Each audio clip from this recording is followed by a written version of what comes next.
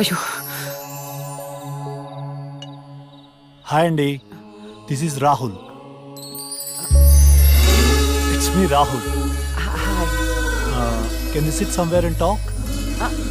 Please come.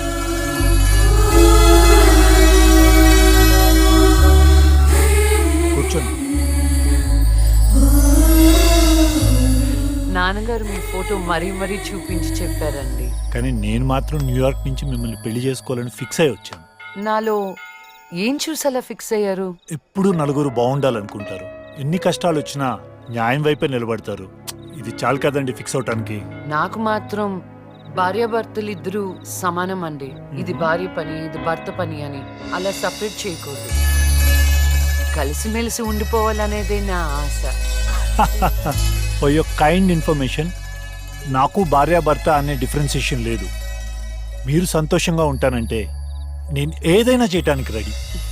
కావాలంటే మీకోసం వంట కూడా చేస్తాను. ఆ? నాకు వంట కూడా చేయటం చాలా బాగొచ్చండి. అవునా?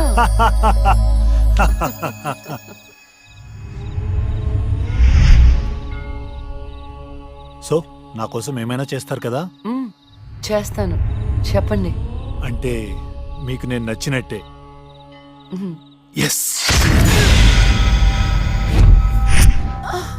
చాలా బాగా నచ్చావు. ఎంత అంటే పైకి పంపించే అంత.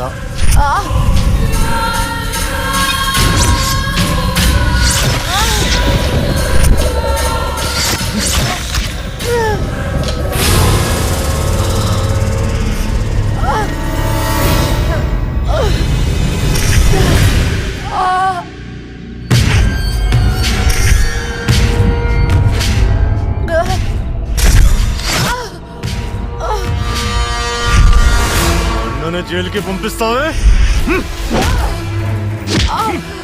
అందుకే నేను దేవుడి దగ్గరికి పంపిస్తున్నావు. ఏ న్యాయదేవత వచ్చి కాపాడుతుందో చూద్దాం.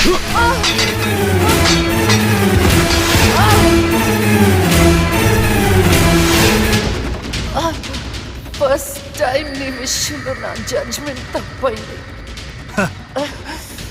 తప్పు చేస్తున్నారా?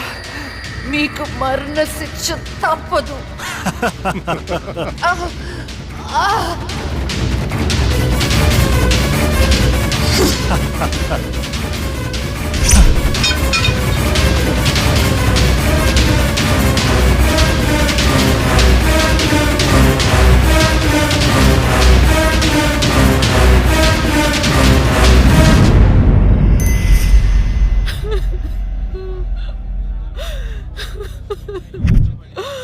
అమ్మా లక్ష్మి,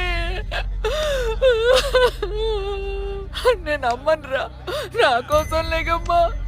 మమ్మల్ని వదిలేసి వెళ్ళిపోతావా? నాన్నంటే బాగా ఇష్టం ఉన్నావు కదరా. ఒకసారి లేచి మాట్లాడు బంగారం, మాట్లాడు బంగారం. జరిగిన దానికి చాలా బాధపడుతున్నాను. మేడం గారి క్రిమేషన్ ప్రభుత్వ లాంఛనాలతో జరపని గవర్నమెంట్ ఆర్డర్. ఎవరికి కావాలండి అధికార లక్షణాలు? నాకు నా బిడ్డ కావాలి. తెచ్చిస్తారా? తెచ్చిస్తారా? నా చిట్టి తల్లి చివరి వరకు న్యాయం వైపే నిలబడింది. ఆ వైకుంఠం లాంటి దుర్మార్గులకు శిక్ష విధించింది. దాని బదులుగా నా కూతురికిచ్చిన బహుమతి ఇది. ఇంకా దేనికిస్తారు అధికార లక్షణాలు? మీ పై వాళ్ళకి చెప్పండి. నా కూతురులాగా న్యాయం వైపు నిలబడే వాళ్ళను చంపకుండా, చచ్చిందని అధికార లక్షణాలు చేయకుండా, ఇలాంటి వాళ్ళు చావకుండా ఎలా కాపాడాలో అది నేర్చుకోమని చెప్పండి. మీ అధికారుల్ని అది నేర్చుకోమని చెప్పండి. నా బిడ్డకి ఎవ్వరి సానుభూతి అక్కర్లేదు. వెళ్ళిపోండి, వెళ్ళిపోండి. నా కూతురు చచ్చిపోయినా దానిలో ఉన్న న్యాయ దేవత చచ్చిపోదు. దుర్మార్గులకు శిక్ష పడేదాకా వదిలిపెట్టదు, వదిలిపెట్టదు, వదిలిపెట్టదు.